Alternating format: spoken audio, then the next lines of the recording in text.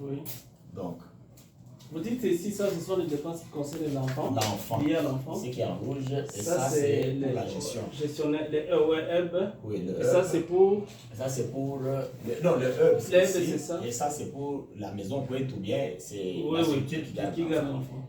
Donc, nous avons cours de la désintoxication et du soutien psychologique. Oui. Nous devons amener l'enfant chez un psychologue, laisser un peu de s'entretenir avec lui, oui. Et ainsi de suite, chercher si vraiment il s'est désintoxiqué, chercher comment engager une procédure de désintoxication, récupérer un peu l'enfant, relever un peu son estime de soi, donc faire en sorte que l'enfant adhère maintenant au programme. Ça nous a coûté 445 $ pour le coût de ce garçon ici. Alors, il y avait le premier. Oui, le premier. Ouais. Le test Covid. Et puis, nous avons, comme il déclarait que sa famille est à Lubumbashi. Donc, il fallait organiser le transport de Kolwezi à Lubumbashi, aller et retour. Oui. Donc, vous mettez les frais relatifs à ce déplacement. Et puis, nous commençons maintenant l'accompagnement pédagogique. La première année, nous avons calculé avec un paiement mensuel de 25 $ le mois. Ça va nous coûter pour une année, c'est 320 $ qui seront déjà mobilisés pour accompagner sa scolarité. Après cela, nous avons allocation de subsistance. Parce que ici, c'est là où il y a un problème. Les allocations de subsistance, ils étaient estimés, le salaire moyen et le coût de la vie d'un enfant de Kolwezi est de 200 $ par mois. Et ça, c'est la norme qui est considérée. Oui. Donc, on prend juste ce montant de 200 $ comme norme sur laquelle nous allons nous pencher pour accompagner l'enfant avec ses allocations de subsistance. Parce que dans ces frais-là, il y a son toilettage, il y a tout ce qu'il faut vraiment pour qu'il vive aussi comme tout autre enfant dans sa famille. Alors, si l'enfant est ici au centre, l'argent là sera versé ici au centre. Les 200 $. Oui, les 200 $ par mois. On verse par mois parce que vous allez voir, durée de 12 mois, c'est 2400 $.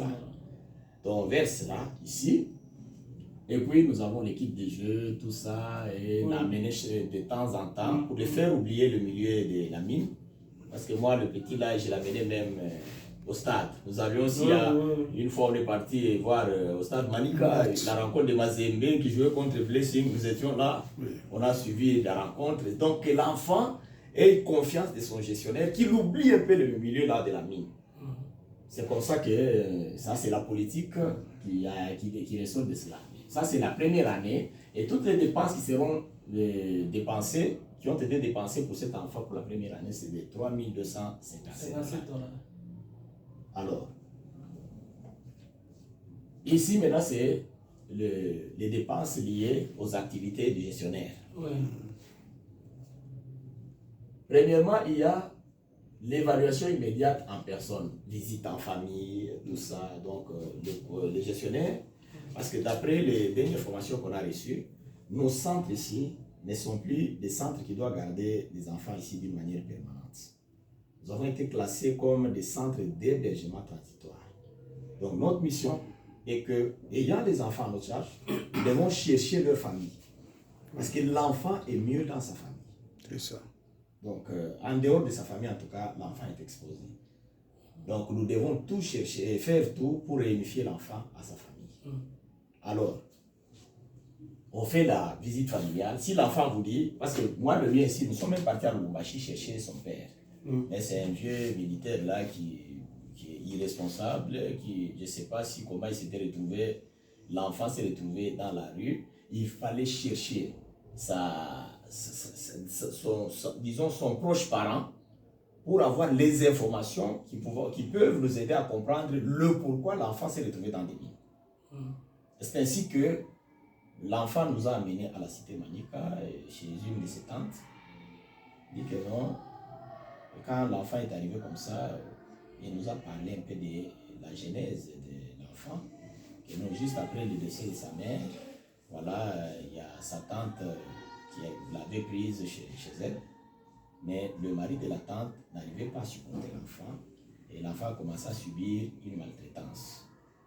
Et comme possibilité de survie, l'enfant fuit la maison et commence à se débrouiller avec les enfants. Et puis surtout ici à Kolwezi, vous savez que les mines ont encouragé beaucoup les enfants parce que la plupart des enfants que nous avons ici, tous ceux qui sont sortis des mines, si vous ne faites pas attention, ils se retrouvent souvent là-bas.